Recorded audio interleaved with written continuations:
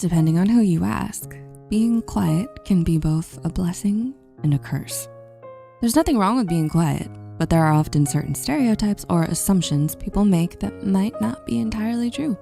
Not all quiet people are introverts, but they share similar traits and behaviors. So whether you feel like you know frighteningly little about your quiet friend or are a quiet person and wanna know more, here are 5 psychological facts about quiet people. If you need to be heard, talk to a quiet friend. When opening up to someone, you probably don't want that person to make it all about themselves or interrupt and make assumptions. The ideal listener is someone who can calmly hear you, collect their thoughts, and only give advice when it's wanted or needed. There's a lot that goes into being a good listener, but quiet people have a head start naturally preferring to be quiet longer. A 2020 study published in the International Journal of Listening found that empathetic listening improved interpersonal relationships greatly. The study teaches us that when someone uses empathetic listening, it boosts our satisfaction and relational quality. Basically, putting the time into listening to someone properly will reduce the chance of conflicts coming up later. Anyone can empathetically listen, but some might find it more difficult. When trying to listen, we tend to want to offer solutions and steer the conversation's direction. The problem is that the person who should be listening is trying to control the conversation. There should be 2 roles, a speaker and a listener.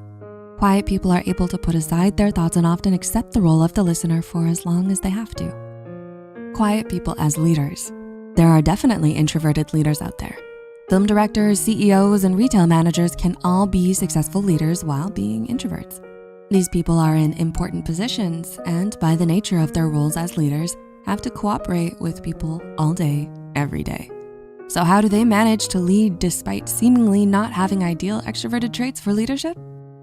It comes down to how they interact with the people they lead.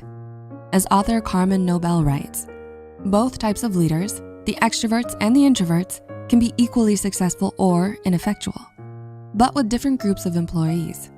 An extroverted leader will take the reins and feel comfortable with telling people exactly what is required of them and delegating.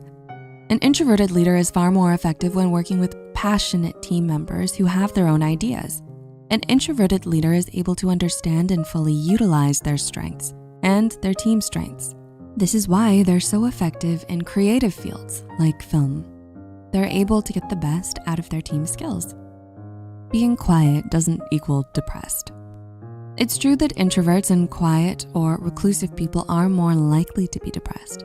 The idea of extroverts being extremely happy and introverts being less happy is not entirely false, but might be a little exaggerated. In the Handbook of Solitude, there is a chapter on introversion, solitude, and subjective well-being that examines the differences between introverts and extroverts with regards to happiness. Extroverted people can try to cope with their depression in ways that suit them, such as going out often and constantly being busy with people. On the other hand, introverts might show more stereotypical signs of depression just by being themselves. Extroverts do tend to be more happy, but according to the Handbook of Solitude, that also depends on how you measure happiness. Being quiet doesn't make you more creative or intelligent, but neither does being loud. The relationship between personality traits, creativity, and intelligence is a subject that has been investigated quite thoroughly. If we imagine the kinds of people we think of as intelligent in movies or video games, you might think of someone who is quiet or reserved, someone who is always deep in thought and away from the crowd. While this sort of archetype definitely can exist in real life, it probably isn't the majority. It should be said that being quiet or being an introvert doesn't inherently make you more intelligent or more creative. In her 2007 dissertation, psychologist Talana Nade found that there is a relationship between someone's creative ability and their intelligence. The traits found in a person that is more creative and intelligent were the opposite of what you'd expect from the stereotypes in movies. They found that risk-taking, playfulness, sense of humor, openness to new experiences, freedom, flexibility, and originality were all common amongst the more creative and intelligent individuals. But these traits don't necessarily describe a loud person. They might be more outgoing and have all of these traits and still be quiet. Things such as confidence and positive self-image seem to correlate with greater creativity. Other studies suggest that there is absolutely no correlation between creativity and personality traits, so take it all with a grain of salt.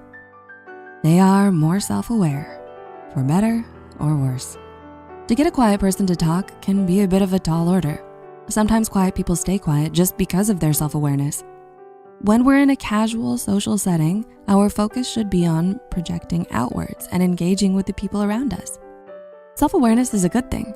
It keeps you grounded, but it comes with downsides. Do you ever feel like you can't fully appreciate a situation because you're too self-critical or overanalyzing? At parties, everyone else seems to be lost in conversation, having fun and generally letting loose. But when you have to talk, you're still considering every word you say, carefully contemplating everything around you, and just generally feeling like a fly on the wall. This can be fun to know that you're seeing the bigger picture, but it can also feel alienating. Behavior specialist Elaine Morin and James Everett explain that whether your self-awareness is helpful or harmful depends on your inner speech, or the way that you think. If your thoughts are cold and harsh, and you feel like a recluse in social situations, then maybe your self-awareness is taking out all the fun when you're social. But if you enjoy being quiet around your friends and feel at peace while simply existing in the same space, then your self-awareness is enhancing a situation that, as an introvert, you might not get a lot of fun out of. So, what did we learn about quiet people? You can trust them to listen and they can be capable leaders.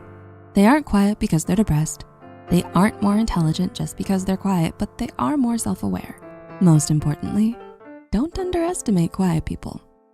If you are a quiet person, let us know if you relate to any of these. And if you have a quiet friend, share this video with them. Before you go, remember to leave a like and subscribe to Psych2Go for more videos like these.